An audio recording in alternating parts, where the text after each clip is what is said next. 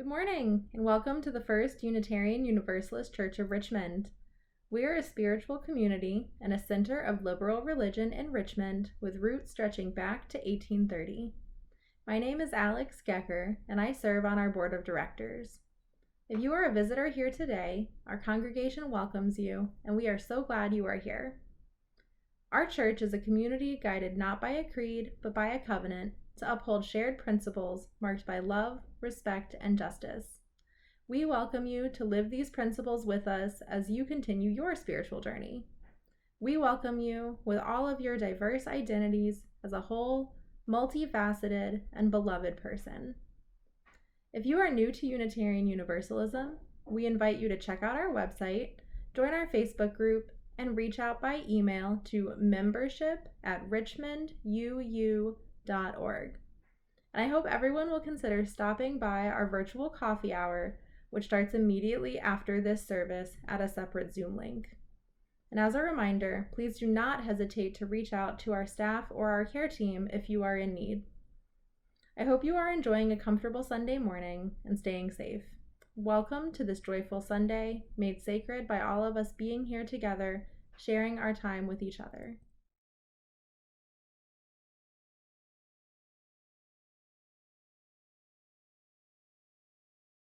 Hi there. Welcome to a time of worship. If this is one of your first visits to us, we're so glad you're here. I hope that you'll find something here that's worth your time. And if you are a visitor who wants to know more about this congregation or what's going on here, just put new in the chat with your name and a contact, and we'll be back to you to introduce how you can get connected here at First Unitarian Universalist Church of Richmond. Welcome to a time of worship.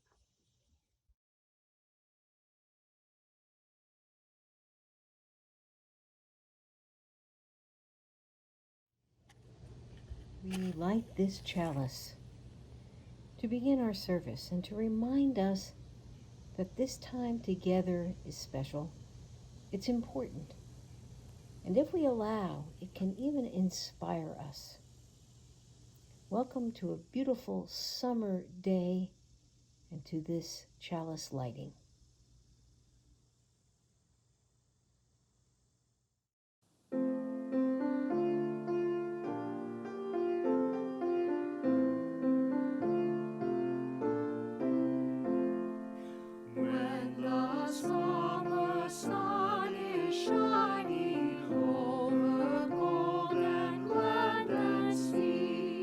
And the flowers in the hedgerow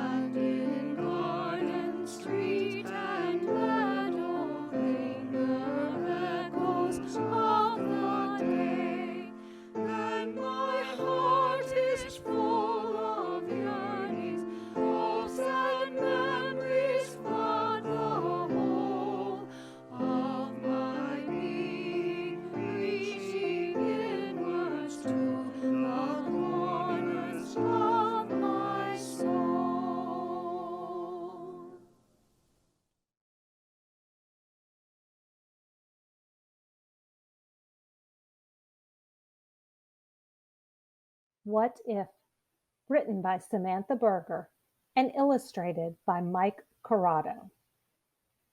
Read with permission from Little Brown Books for Young Readers. With a pencil and paper, I write and draw art to create many stories that come from my heart. But what if that pencil one day disappeared? I'd fold up the paper till stories appeared. And what if that paper was no longer there? I'd chisel the table and then carve the chair. And what if there wasn't a chair here at all? I'd chip and I'd peel at the paint on the wall. And what if there wasn't a wall anymore? I might build a story from boards in the floor. Without any floor, I could still use the land and sketch out a tale in the dirt with my hand. I could still shape the leaves. I could still sculpt the snow. I could still plant the flowers and make kingdoms grow. Without any land, I would still use the light, invent shadow stories the sun would ignite. If there was no light, I would still use my voice to sing out my stories, to chant and rejoice. I'd still have my body to twist and to bend, to dance out my stories, beginning to end. If I had nothing, but still had my mind, there'd always be stories to seek and to find. If I know nothing but one bit of fate, as long as I live, I will always create.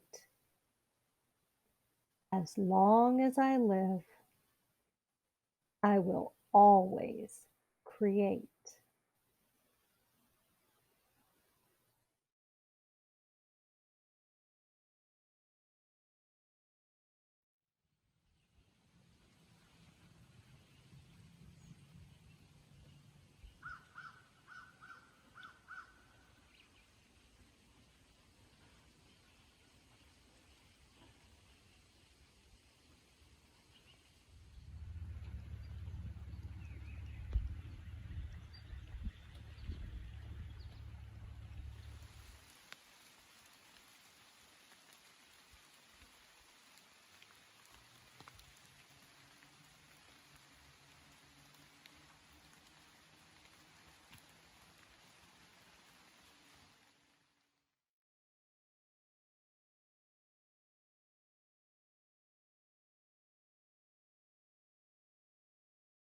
A reading by David Suzuki. Air is a matrix that joins all life together. In everyday life, we absorb atoms from the air that were once part of birds and trees and snakes and worms, because all aerobic forms of life share that same air. The longer each of us lives, the greater likelihood that we will absorb atoms that were once part of Joan of Arc and Jesus Christ, of Neanderthal people and woolly mammoths. As we breathe in our forebearers, so our grandchildren and their grandchildren will take us in with their breath. Air is the matrix that joins all life together. David Suzuki.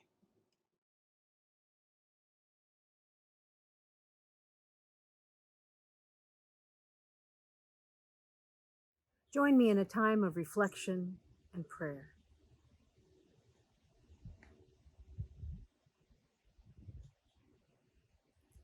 Spirit of oneness that flows in us all, the molecules of lives lived before, circulating, carrying oxygen, renewing life.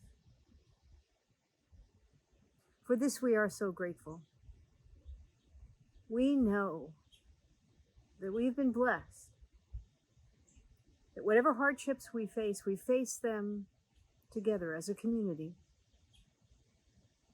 And with greater communities in our areas, the towns and cities we live in, the counties, the Commonwealth, we are blessed with connection and community and support. May we contribute support and love so that we can build communities of care, so that we can manage our time in a way that still holds hope. May we be patient with one another because we are so imperfect and eager to be out of a time of COVID. May we be patient with each other because the work we must do to make this a loving community is so vast, so big.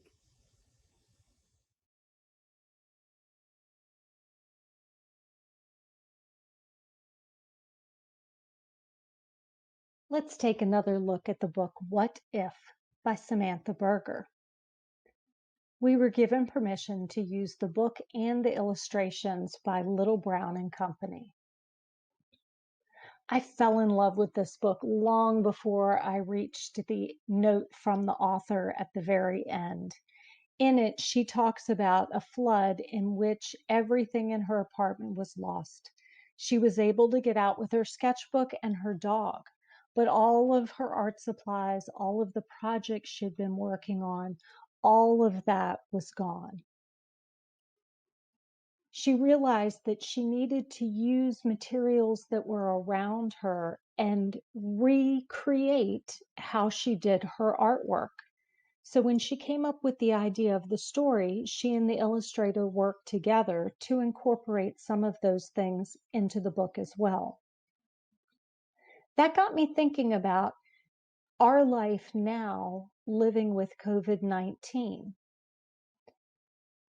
Some things have stayed the same, and others we've had to make dramatic changes. So what in your life has stayed the same? What in your life have you had to change? Were you able to use some of your creativity to find different ways to do things and still enjoy the things you like to enjoy?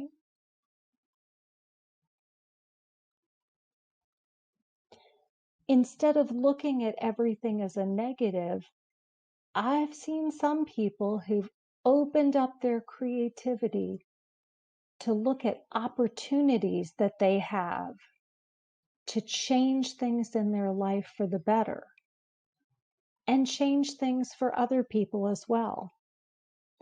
As Unitarian Universalists, we believe in the free and responsible search for truth and meaning. And we can use our creativity to make the world a better place. What if? What if you could achieve whatever you set out to do? How would you make the world a better place by sharing your creativity with others?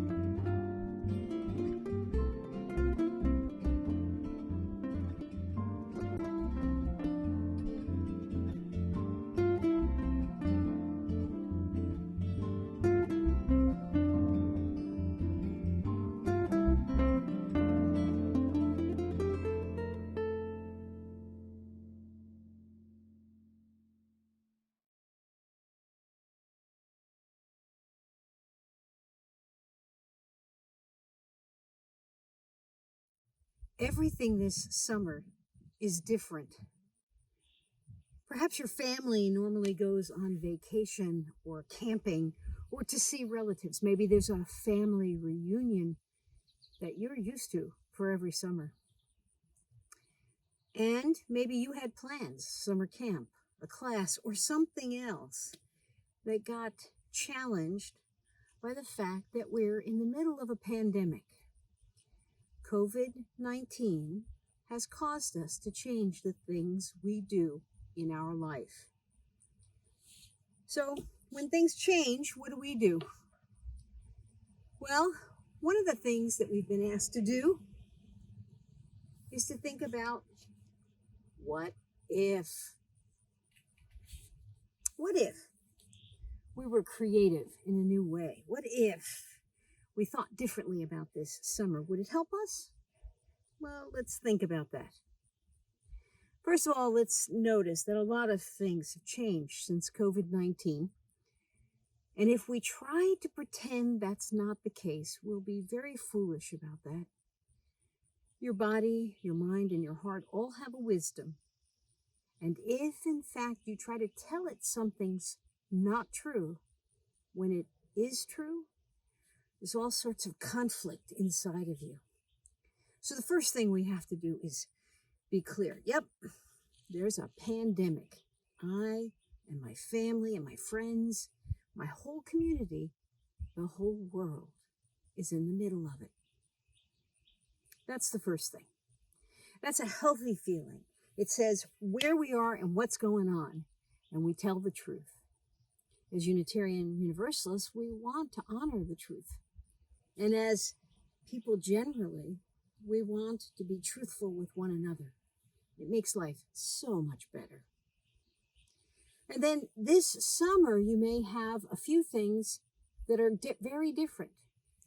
For example, you may not be able to see a grandparent, or perhaps you feel like everybody's at home because your parents aren't going to work every day, or simply you're in your apartment and you're alone and you're coping, but it's not easy.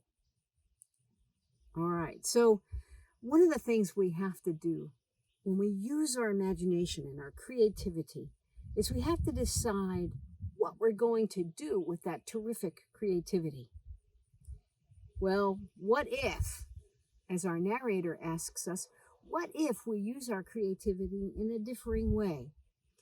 And I want you to help me imagine a whole wide world, okay? Think of this. Let's invent the world looking out for others. Looking out for others' world would be a really nice place. People would be really careful when they're near people.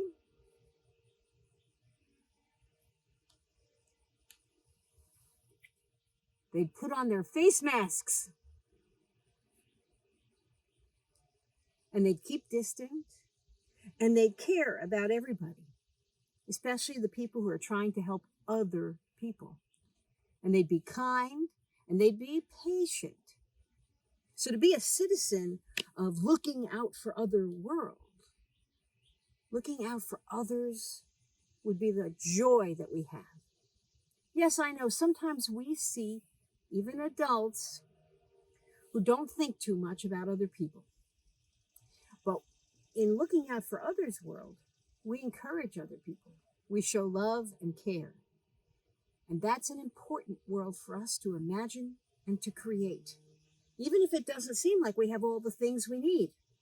Just like in What If, we'll find what we need. A second thing that we have to think about is that we have to tell ourselves this might take a long time, and that will be okay. What I mean by that is, if it takes a long time, it can seem difficult. Probably when you first left school or stayed in your house or didn't see your friends, you thought, oh, this will be over in July or August or October. But it might not be. And if you live a life to 70 or 80 or even 90. If you live that long, this will be a smaller part of your life that will teach you many lessons about what's important. It's difficult for sure. I know last year you started school, or you went to work outside, or you saw your family whenever. Your friends you could hug. Not now. We have to be more careful than that. And though it could take a long time, it doesn't have to be a terrible time. Let's just think about how much we can learn if we pay attention to the world. Think about learning your numbers, your letters. Think about learning how to read and how to read a newspaper that tells you what's happening way on the other side of the globe. Think about how to move your numbers around in ways that help you understand the shape of things, the amount of things. Think about learning geography and languages. And yes, we don't know exactly how that's going to happen, but you know what?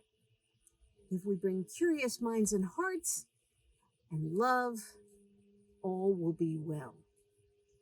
We are, after all, a world that cares for everyone and loves everyone. And therefore, we're still in that world, we're still with others, and we're creating a world where people take care of others. I hope you'll join me in being creative and thinking a lot about what if? What if I create a mobile out of old hangers and send it to my grandparents? What if I find stones, different colors, different shapes, and lay out a mosaic in a corner of my backyard? What if I build a fort? Or I paint a picture? Or I simply plant some seeds to see what comes up? How wonderful is that? For this to be a what if summer, we have to be creative. We have to be patient and kind. And if we are to like those seeds in the ground, in years to come, we're going to see amazing things about what we learned, how we cared about one another, the innovative ways we found to show one another that we care when we couldn't hug or spend time in one another's presence. We'll ask questions that are big and powerful about what's most important when there's sickness in the whole world. And we'll make priorities of those. We'll make it important in budgets and law and planning and in our family. So have a conversation in your family about what's most important. Have a conversation about how your family is doing things to create caring for others' worlds and expressing your love for others. And remind one another that this can take a while, and we still will be okay, even if it takes longer than we wish. Behind me are a bunch of sunflowers. Rudbeckia is the name. And they were planted by someone a long time ago, before Regina and I ever came to this house. That Rudbeckia is something that now is full of brilliant color for the summer. And every year it comes back.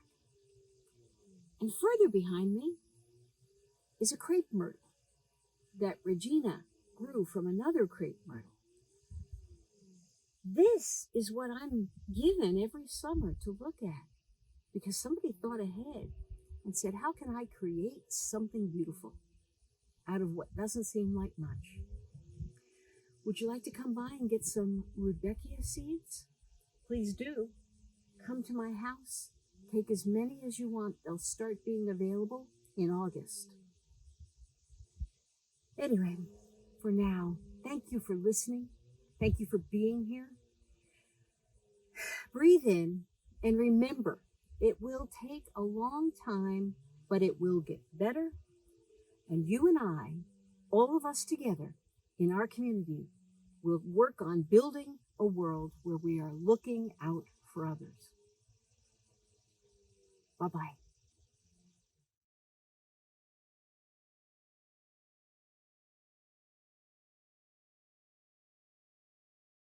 Good morning. My name is Faith Harris, and I am a member of the Share the Plate Committee. I'm here today to ask you to give generously to our July recipient, Feed More. Feed More supplies food to members of our community all across Central Virginia. They service 52,000 meals every single day. They supply food to food banks and to food pantries, as well as to group homes, and they run the Meals on Wheels program. I'm asking you today to give generously to Feed More. We know that many of our neighbors are experiencing food insecurity because of the COVID-19 pandemic. So dig deep and give generously. Thank you.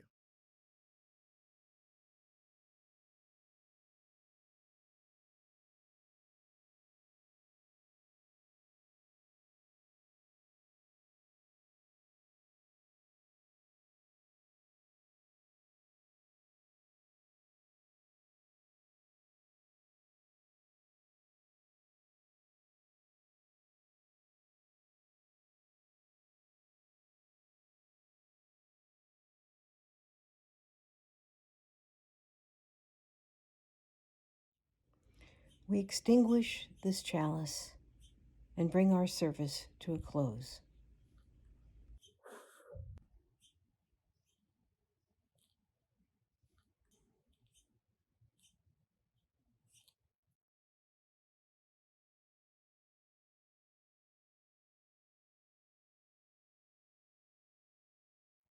One thing about summer, shade is a good thing. I hope wherever you are that you are having a good summer, despite all the challenges we face. Don't let all the difficulties convince you there's nothing good about it, because there is. A cool drink, a cornhole game, a float down the river, even a s'more can remind us that summer is a good place, no matter where we spend it or whether or not we have to wear a mask. It's still a beautiful time. Let's all remember that. And play ball.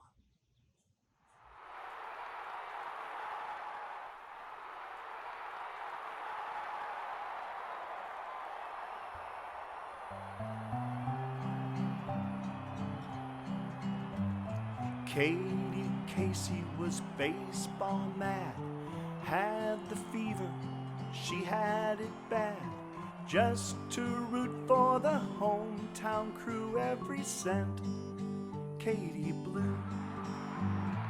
Then one Saturday, her young beau asked to see if she'd like to go to see a show, but Miss Kate said no. I'll tell you what you can do. You can take me out to the ball game, take me out to the crowd, buy me some peanuts and Cracker Jack. I don't care if I never get back, cause it's root for the home team. If they don't win, it's a shame, cause it's 1, 2, 3 strikes, you're out at the old ball game. There's the pitch. He's heading for second base. There's the throw from the plate. Looks like, yes! Safe at second base, stolen base.